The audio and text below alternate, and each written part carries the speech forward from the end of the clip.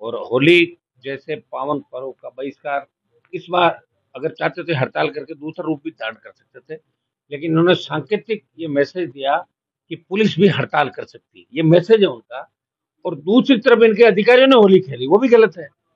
अधिकारियों को भी, सिपाहियों का, पुलिस के हेड कांस्टेबल, इस तरह के जिन लोगों ने होली का बहिष्कार किया, उन लोगों का अधिकारियों को सपोर्ट करना चाहिए, क्योंकि जो सारी ताकत है वो तो फोर्स ही है, ताकत। अधिकारी ताकत थोड़ी है। अधिकारी तो मॉनिटर करते हैं, सारा काम करते हैं, लेकिन फोर्स ही तो ताकत होती है इसलिए। तो फोर्स का सपोर्ट अधिकारियों को करना चाहिए, क्योंकि चापलूसी के चलते, ट्रांसफर पोस्टिंगों के चलते निर्देश मिले हैं। क्योंकि मैंने अभी आपको कहा था कि इस स्टेट के अंदर लोग अभी भी, आधे से ज्यादा लोग गुलामी की मानसिकता के अंदर जी रहे हैं इस राजस्थान के अंदर। इसलिए तीसरी पार्टी राजस्थान में सर्वाइव नहीं कर पाई। या एक बार कांग्रेस है, एक बार बीजेपी, 5 साल जिसका राज होगा उसको गाली देंगे, टोल भी देंगे, जूते भी खाएंगे, थाने में अपमान भी कराएंगे, और अगली बार उस पार्टी को वोट दे देंगे, सामने वाले को जो आराम से कमरों में बैठे हैं, इसी कमरों में, और फिर अगली बार उसको दे देंगे। ये काम है राजस्थान के लोगों का। तो मैं तो जगा रहा हूँ राजस्थान के लोगों का, क्या पता जमीर जग जाए और ये लोग लड़े। और देश के अंदर ये मैसेज है, हमें लोकसभा के अंदर रोज लोग कहते हैं कि राजस्थान और गुजरात दो ऐसे प्रांत है जहाँ लोग लड़ नहीं सकते। वो लोग इधर उधर की बातें करते हैं, और ये स्वीकार्य इसलिए भी है कि लोकतंत्र के अंदर अगर आप अपने अधिकारियों के लिए नहीं लड़ो और अपने वोट की ताकत से नहीं बदलाव करो, तो फिर ये बात सही साबित होती है। तो मैं तो नौजवानों को लेकर लंबे समय से पार्टी मैंने बनाई, प्रयास किया, और उसके बाद ये आदिवासी पार्टी बनी 5 साल बाद। आज राजस्थान की दो पार्टियां ऑल पार्टी मीटिंग में देश के प्रधानमंत्री के साथ बैठती है। ये राजस्थान के लिए खुशी की बात है। लेकिन ये संघर्ष कितने साल चलेगा? आखिर व्यक्ति की एक उम्र होती है, संघर्ष का एक दौर होता है, कई तरह के साधन संसाधन, हर चीज चाहिए। आप वो तो सारे लोग मिलकर तय करें। आप बताइए, दिल्ली के अंदर जिस तरह मीडिया ने, वो आंदोलन जो अन्ना हजारे का चला, उसमें केजरीवाल आए, और उसके बाद मीडिया का सबसे बड़ा योगदान रहा। मीडिया के योगदान के बिना सरकार नहीं बन सकती तीसरे मोर्चे की। मीडिया भी खुल के अगर आ जाए तो निश्चित रूप से तीसरे मोर्चे की सरकार बनाने के लिए लोग तैयार है राजस्थान के अंदर। ये हजारों लाख हो जो लोग साथ देख रहे हो ना, ये ऐसा ही नहीं है अपने खुद की गाड़ियों में तेल भरवा के, और ये 5-5 हजार का तेल जलाते हैं अपने नेता के लिए। ये मजबूत कर रहे हैं, आखिरी उम्मीद के रूप में देख रहे हैं। आज ऐसा ही भर्ती की जो स्थिति है, आप बताइए कि यही भजन लाल जी और इनकी बीजेपी के लोग कह रहे थे कि हम आरपीएससी को भंग करा देंगे, हम सारे पेपर जो लीक हुए हैं, जैसे ही सरकार बनी पहले कैबिनेट के अंदर ही होगा। तो पूरी भारतीय जनता पार्टी के नेता कहाँ चले गए? मैं उनसे पूछना चाहता हूँ, भजन लाल जी, आप बताएं। आप अपना टाइम पास करें, सही बात है, आप अपना टाइम पास करें, क्योंकि आपको जीवन में इससे बड़ा मौका नहीं मिल सकता। आपने सोचा भी नहीं होगा कि आप मुख्यमंत्री बनोगे, वो पद आपको मिल गया। उनके लिए जीवन में इससे ज्यादा खुशी नहीं हो सकती। इसलिए वो उस बात को, अभी तक तो उनको महसूस ही नहीं हो रहा कि सीएम है।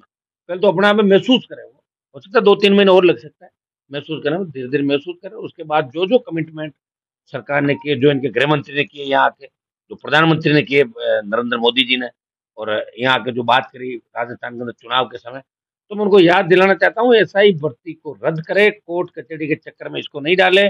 और इसके अंदर राजस्थान सरकार के एक मंत्री के, मुख्यमंत्री कार्यालय के आसपास के 2-3 आईएएस अधिकारियों के, जिनकी महिला मित्र लड़कियां जो उनके सर्किल में उनकी फ्रेंड है, वो एसआई बन गई, उनको बचाने के लिए कि बड़ा बवाल नहीं हो जाए, इसलिए एसआई भर्ती को रद्द नहीं कर रहे। वो सारे चेट और जो बातें हुई है पूछताछ नोट में, वो आजकल के अंदर वो खुलासा सारा हो जाएगा। उसका मैंने पहले भी ट्वीट किया था कि महिला मित्रों को बचाने के लिए सरकार के मंत्री और सीएमओ का अधिकारी महिला मित्रों को बचाने के लिए उनके डर के आगे एसआई भर्ती रद्द नहीं हो रही। एसआई भर्ती के साथ साथ तमाम, आप देखिए, एसओजी जो जांच कर रही है, तमाम पीछे की जो भर्तियां 18 से लेके 23 तक, 18 से 13 तक, हर भर्ती में कोई न कोई पकड़ा जा रहा है। कोई पीटीआई पकड़ा जा रहा है, तो कोई आंगनबाड़ी इसका पकड़ा जा रहा है, आपका जो महिला सुपरवाइजर, कोई आपका हेल्पर वाले में पकड़ा जा रहा है। तो कहीं न कहीं पकड़ा जा रहा है। 200 की भर्ती में 100 पकड़े जाते हैं, और उसके बाद भी अपन मान लें कि भाई भर्ती रद्द नहीं हो। कोर्ट कचहरी भी स्टे दे देती है कि नौकरी लगे साहब, इनको स्टे कर दो। तो वो कोर्ट से भी अपील करेंगे कि जो फर्जीवाड़े में पकड़ा जाता है उसको स्टे नहीं करें, ऐसे लोगों को घर बिठाएं। और कोर्ट को भी अधिकार, कोर्ट भी भर्ती रद्द कर सकता है, नहीं किया कोर्ट ने, सरकार पाले में डाल दिया, और सरकार ने कोर्ट के पाले में डाल दिया। इसको लेके मैंने लोकसभा के अंदर में मामला उठाया, तो मैं आजकल में लोकसभा में उठाऊंगा, और इसको लेकर आरएलपी पार्टी 2-3-4 दिन के अंदर अंदर राजधानी से बड़ा आंदोलन करेगी। एसआई भर्ती को रद्द करवाने का जो हमारा कमिटमेंट, हम पूरा प्रयास करेंगे और एसआई भर्ती को रद्द करेंगे, तमाम उन भर्तियों का, आरपीएससी को भंग कराने के साथ तमाम उन भर्तियों का, और तमाम उन कमिटमेंट जो बीजेपी ने पहले किए थे उनको याद दिलाएं, करवाएंगे। नौजवानों को रोजगार का मामला, एक मैं मांग करूंगा, बिजली पे चर्चा सरकार करे थे 19-20-21 को, जो भी इनका शेड्यूल होगा, बिजली के अंदर भी एमनेस्टी योजना लाए। जिस तरह कर्ज माफी के लिए बैंक लाती है, कर्ज के लिए आप करते हो कि भाई एक मुश्त जमा कराओ और ब्याज मूलधन सब समाप्त। एक मुश्त बैंकों की भी होती है एमनेस्टी, जगह जगह इन्होंने उद्योगपतियों को फायदा दिया, सबका कर्जा माफ किया। तो ये मांग करेंगे कि किसान तकलीफ के अंदर है, फसलें खराब हो रही है, तो राजस्थान के किसान की, मारवाड़ के किसान की जितने भी बिजली के बिल है या वीसीआर है, उसको तो खत्म करो आप। और लेना चाहो तो 5%, 7%, 10% ले लो आप। लेकिन बिजली के जो बिल है, किसी के 5 लाख, 7 लाख, 10 लाख, उन बिजली के बिलों को 10 से 15-20% एक साथ लेके उनको खत्म करो 31 मार्च तक। ये मांग मैं राजस्थान की सरकार से कर रहा हूँ। अगर सरकार कुछ करना चाहती है और टाइम पास करना चाहते हैं भजन लाल जी, तो करे, मना कौन कर रहा है? कांग्रेस भी टाइम पास ही कर रही है। 7 दिन दादी नानी के नाम पे विधानसभा को ठप रखा और बाद में झुक झुक के अंदर माफिया मांगी, और वो कहाँ चले गए सुरमा, जो कह रहे माफी नहीं मांगे, मांग ली माफी। मैंने ये बयान भी दिया था कि मैं एक एक साल विधानसभा निलंबित रहा, मैंने कहा माफी नहीं मांगूंगा। देखिए कई बार हो जाती है और उस बात को सत्ता पक्ष लेकर सस्पेंड किसी को कर देता है, लेकिन कोई बात आदमी अपनी बात से बदल जाए, तो ये मैंने कांग्रेस पार्टी का यहाँ देखा कि 5-7 दिन सदन का टाइम खराब किया और बाद में माफी मांगी। और जब माफी ढंग से नहीं मांगी गई तो विधानसभा अध्यक्ष का दोबारा नहीं सुनाई दिया, तो दोबारा मांगी विधानसभा के अंदर। हेमा राम जी जैसे लोग रो पड़े विधानसभा के अंदर, देवनानी रो पड़े। तो इससे ज्यादा बुरे हालात राजस्थान के नहीं हो सकते। 52 से लेके आज तक की जो सरकार है, चाहे मीडिया के लोगों को पूछ लो, चाहे दूसरे लोगों को पूछ लो, वो यही कहेंगे इस बार लग रहा है सरकार है ही नहीं राजस्थान के अंदर, न तो सरकार है न विपक्ष है। राम भरोसे राजस्थान इस बार चल रहा है। और असली जो वसुंधरा जी के टाइम पोपाबाई का राज था, मुझे लग रहा है कि अब असली पोपाबाई का राज अब आया है।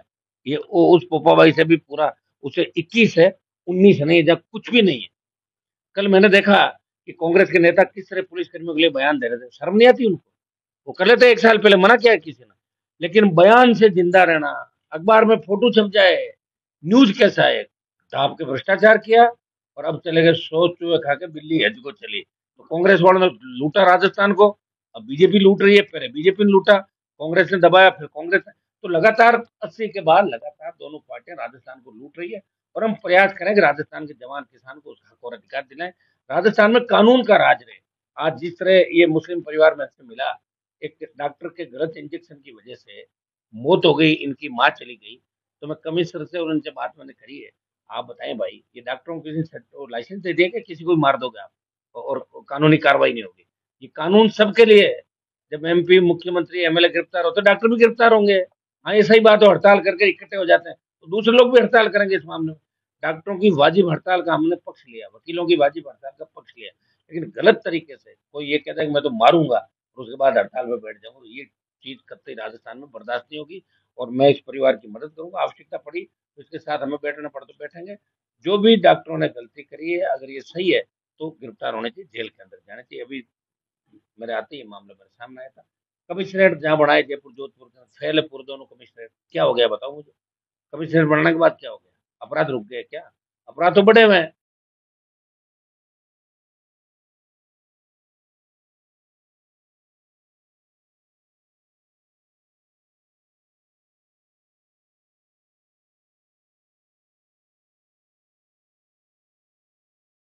अपने खेत खेत से या अपने घर बनाने के लिए, तो सरकार को रियायत देनी चाहिए उन चीजों में, ये हम भी मानते हैं।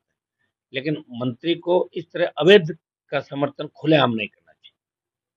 देखो, पर्दे के पीछे तो सारे ही नेता अपने मतदाताओं की मदद करते हैं, आप भी जानते हो। और हम तो ये कहते हैं कि फ्री करो सारा। 700 की बजरी का हमने संघर्ष किया, 1 साल संघर्ष किया, जनता ने वोट नहीं दिए, सही बात है। लेकिन बजरी माफिया का आतंक राजस्थान में खत्म राष्ट्रीय लोकतांत्रिक पार्टी ने किया। ईडी सीबीआई आई और बजरी माफिया घर पे ताले लगे, और बजरी 100 रुपए, 125 रुपए और 50 रुपए से लेकर 100, 125 तक या आम आदमी, गरीब आदमी को मिलेगी। उस समय कौन आंदोलन कर रहा था? पूरा राजस्थान जानता है कि बजरी माफिया जिसके लिए लोग आंदोलन करते थे और 3 दिन बाद अपना मुंह बंद कर लेते थे, तो उससे पैसा टका खा जाते थे। बजरी बजरी मैं कह रहा हूँ अब दे रही साहब, सरकार लीज भी दे रही है कई तरह का। अब आप देखिए, हमारा मकसद ये है कि लीज भी दे और लीज के साथ साथ बजरी की दरें तय कर दे, 50 से 60, 70, 100, उससे ज्यादा नहीं। यही हमारी डिमांड थी। करवा रहे, प्रयास करें, सरकार मेरे हाथ में थोड़ी है। सरकार में सारे सारे 80% चोर बैठ गए, क्या करोगे? वो चोर बदले, उनकी जगह दूसरे आगे शिफ्ट हो गए। अधिकारी वो क्या हो, अधिकारी सरकार चला रहे हैं। आपको पता है सीएमओ कौन चला रहा है? चीफ सेक्रेटरी और शिखर अग्रवाल का झगड़ा आपसे छुपा कोई राजस्थान के अंदर? तो भजन लाल जी को इतना अनुभव नहीं है। सारे लोग मजाक उड़ा रहे हैं इनकी, इनको पता ही नहीं चलता कि मजाक कौन है, इनका दुश्मन कौन है, इनका दोस्त कौन है। इनके मुंह पे लोग मजाक उड़ा के पीछे हंसते हैं, नहीं पता इस व्यक्ति को। वो देखिए ऐसा है कि हमारा बड़ा बहुत लंबा संघर्ष रहा। 30 साल पहले टंगस्टन की माइंस रेवत की रेडी डेगना के अंदर बंद हो गई थी। लगातार 15 साल विधानसभा और 6-7 साल लोकसभा के अंदर चाहे मंत्री से मिलना हो, लगातार ध्यानाकर्षण, लगातार स्तगन सवाल, इनके माध्यम से टंगस्टन का जियोलॉजिकल सर्वे की टीम दिल्ली से आई। और जब टीम ने 2 बार 3 बार सर्वे किया, हमने बार बार कहा और सर्वे करो ढंग से, तो बड़ी टीमें आई और सर्वे करने के बाद हुआ कि यहाँ पे लिथियम और दूसरे जो खनिज है इसके अंदर आपके परमाणु का जो रिएक्टर इसका बनता है, जिससे परमाणु ऊर्जा परमाणु बम बनता है आपके, तो रिएक्टर के अंदर काम आने वाले खनिज भी 2-3 संख्या जिनकी खनिजों के, वो भी अथाक मात्रा के अंदर वहां पे है। और लिथियम इतनी मात्रा में कि हिंदुस्तान का 80% अकेला डेगाना पूर्ति कर देगा और कई सालों तक। तो ये बहुत बड़ी खुशी की बात है। बाड़मेर में तेल और डेगाना, नागौर में लिथियम, जोधपुर में भी निकल जाएगा, हम चाह रहे सोना निकल जाए यहाँ पे, बीकानेर में। सुनिए हंसने की बात नहीं, क्योंकि हमारे नेताओं ने धोखा दिया। ईश्वर तो देख रहा हम सबको, नेताओं ने पीने का पानी नहीं दिया, सिंचाई का पानी नहीं दिया, रोजगार नहीं दिया, जातियों को आपस में लड़ाया, उन्होंने सही गलत का भेद भेद नहीं किया। तो ये सारी हमें भुगतनी पड़ रही है। लेकिन ईश्वर ये देख रहा है कि मारवाड़ के लोग भोले हैं, राजस्थान के लोग भोले हैं, इन भोलों की मदद करो। तो कहीं तो लिथियम दे रहा, कहीं तेल दे रहा, कहीं सोना दे रहा, कहीं चांदी दे रहा। मुझे तो लग रहा है कि आने वाले समय के अंदर तमाम देश के खनिज संसाधन, सोना चांदी हीरे इस मारवाड़ और राजस्थान की धरती से निकलेंगे। जांच कराएंगे सब जगह जी, भेज रहे हैं टीम, आप चिंता नहीं करें। आप आज बाड़मेर जा रहे हैं, क्या पंचायत चुनाव की तैयारी है? नहीं, पंचायत चुनाव का तो एक बार बात कर लेंगे हम। बाड़मेर से मेरा पुराना लगाव है। बाड़मेर एक तरीके से राष्ट्रीय लोकतांत्रिक पार्टी की राजधानी के रूप में देखा जा रहा है। शुरुआत बाड़मेर से, हर आंदोलन की शुरुआत बाड़मेर से होती है। बाड़मेर, जोधपुर, नागौर होते हुए फिर जयपुर की तरफ जाता है। तो बाड़मेर के अंदर हमारी पार्टी के नेता जरूर छोड़ के चले गए, लेकिन लोग उतने उतने वो के वो संख्या के अंदर। तो एक बार होली मिलन समारोह है, कोई पॉलिटिकल आज वहां पे नहीं है। बच्चों की इच्छा थी, मेरा नाम लिख दिया, मुझे जाना पड़ रहा है, मैं जाके कुछ मोटिवेशन उनको दूंगा। और पंचायत चुनाव को लेकर हम जल्दी, पहले तो हमारी टीम कार्यकारिणी हम घोषित कर रहे हैं आने वाले 15-20 दिन के अंदर। हम चाहेंगे कि 15 अप्रैल से पहले पहले प्रदेश की टीम की हम घोषणा करें। और अब बच्चों को जिम्मेदारी दें। देखिए, जो जाने वाले चले गए, जो छोड़ के जाने वाले थे वो चले गए, अब नहीं जाएगा कोई छोड़ के। ये गारंटी है कि अब 2028 के चुनाव तो कोई भी छोड़ के नहीं जाएगा। अब ये सारे लोग इस चीज से दुखी भी है कि बार बार लोग छोड़ के जा रहे हैं। ये कोई नई परंपरा नहीं, कांग्रेस से बीजेपी में जाते थे, बीजेपी से कांग्रेस में। लेकिन हमें यह था कि हम जिन लोगों के साथ थे, जिन पे अंधा भरोसा करके चल रहे थे, हम बदलाव के लिए कर रहे थे, हम कुछ सत्ता के लिए संघर्ष नहीं कर रहे थे। हम आम आदमी को उसका हक और अधिकार दिलाना चाहते हैं। आज किसान कर्ज माफी की बात देश में कोई कर रहा है, प्रदेश में कोई कर रहा है, हनुमान बेनीवाल आरएलपी कर रही है। टोल मुक्त राजस्थान की बात करें तो आरएलपी कर रही है। अगर देश के अंदर अग्निवीर के खिलाफ लड़ाई एक व्यक्ति लड़ रहा है, हनुमान बेनीवाल लड़ रहा है। और राजस्थान को किसान आंदोलन में कूदा के और अपना सब कुछ समर्पण करके मोदी की सत्ता को ठोकर मार रहा है, वो राजस्थान का आपका भाई है। तो राजस्थान का सम्मान तो मैं देश में बढ़ा रहा हूँ, प्रयास कर रहा हूँ, मैं लोगों को लड़ना सिखा रहा हूँ और आपस में भाईचारा भी करवा रहा हूँ। जाट राजपूतों को एक जगह बिठा के, गुजर मीनों को एक जगह बिठा रहा हूँ, शिल्पकाट ब्राह्मणों को भी एक जगह बिठा रहा हूँ, सर्व समाज को कोशिश कर रहा हूँ। बाकी एक दिन में तो आपको पता है ईश्वर भी पूरा वो नहीं कर पाए। कई लोग देवता आए, कई समाज सुधारक आए, सुधार नहीं पाए। मेरे प्रयास में कोई कमी नहीं रहेगी और मैं पूरी ताकत के साथ राजस्थान के अंदर बदलने के लिए लड़ूंगा निश्चित रूप से। 28 के अंदर बड़ा बदलाव राजस्थान के अंदर लाएंगे। इस बार कुछ कमियां रही, संसाधन चाहिए होते हैं, आप जानते हैं। जिस तरह आप चैनल चलाते हो, छोटे चैनलों को कितना जोर आता है बड़े चैनलों के साथ। तो कांग्रेस बीजेपी के मगरमच्छ, इन्होंने जो लूट खसोट करके जिस तरह सिस्टम कर रखा है, सिस्टम को अधिकारियों से लेकर इन्होंने पूरा हाईजेक कर रखा है। आप ये बताइए कि किस तरह आप इन लोगों को क्यों नहीं पूछते, बीजेपी के लोगों को आप पूछिए कि आप तो सत्ता से आने के पहले तो आप बार बार कर, आप जवाब दो कि क्यों नहीं कर रहे हो, तो अपने आप आपको बताएंगे। तब तो कह रहे हैं नो कमेंट, उसके बाद आप पीछा नहीं करते। पीछा करो, आप पत्रकार उनका पीछा करो, बैठो आप, तो भाई बताओ उन बातों को जो आपके कमिटमेंट थे। जैसे मेरे कमिटमेंट थे कि मैंने पिछली बार कहा कांग्रेस बीजेपी से अलायंस नहीं करूंगा, नहीं किया मैंने। हो सकता है कि मेरी एक ही सीट आई होगी, फिर मैंने कहा कांग्रेस से नहीं करूंगा, हार गया क्यों, सर में क्या फर्क पड़ता है। 1 से 95,000 वोट तो मेरा है, दोनों पार्टियां मिल गई, फर्क क्या पड़ता है। हार जीत चलती रहती है। जंग के अंदर ये जरूरी नहीं जंग जीती जाए। जंग लड़ी कैसे, जंग बड़ी मजबूती से लड़ी। तो जंग मजबूती से लड़ी और इसका परिणाम इस देश के अंदर आएगा निश्चित रूप से। अग्निवीर को लेकर बड़े आंदोलन की शुरुआत में कर रहा हूँ और किसानों के आंदोलन का नेतृत्व पंजाब ने किया और जवानों के आंदोलन का नेतृत्व राजस्थान करेगा। और अग्निवीर हम वापस करवा के ही मोदी अमित शाह से करवा के दम लेंगे। ये संदेश हम पूरे देश के अंदर देंगे कि राजस्थान का अग्निवीर के खिलाफ आंदोलन का नेतृत्व करा और राजस्थान का जवान मजबूत है, यहाँ के किसान मजबूत है। ये संदेश हमें राजस्थान के अंदर देना। किरोड़ी मीणा जी को क्या कहेंगे? आप तो मेरे साथ ही संघर्ष कर रहे थे लंबे समय तक, मैंने तो उनको उस समय भी कहा मत जाओ आप, वो बीजेपी के लोगों के चक्कर के अंदर आके उनको नर्वस होने की जरूरत नहीं। उनको तो आना चाहिए राजस्थान को बचाने के लिए, अब आ जाना चाहिए, हम हो जाएंगे।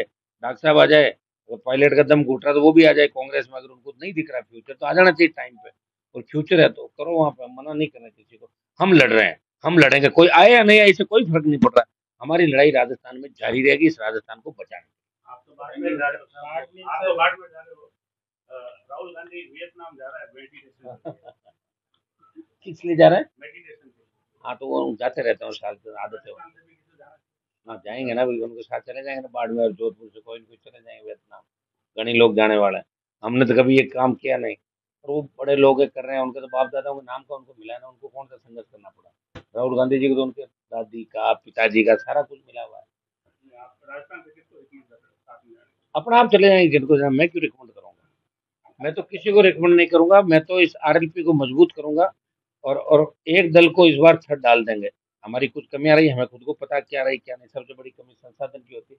इस बार अपील करेंगे लोगों से कि सब लोग जुड़ो राजस्थान को बदले। निश्चित रूप से राजस्थान नहीं देश के अंदर, इस बार राजस्थान पे नजर है देश की कि राजस्थान में बदलाव होना चाहिए। चुनाव अब राजस्थान में सबसे पहले 28 का, तो हरियाणा का चुनाव बाद में, दिल्ली का भी बाद में होगा। और राजस्थान के चुनाव पे पूरा देश करेगा कि राजस्थान पे हमें फतेह हासिल करनी, राजस्थान की सत्ता पे कब्जा करना। ये प्रयास हमारा मजबूती के साथ रहेगा। आने वाले दिनों में हमें आप बड़े संघर्षों के रूप में, आप बड़ी रैलियां, बड़े आंदोलनों के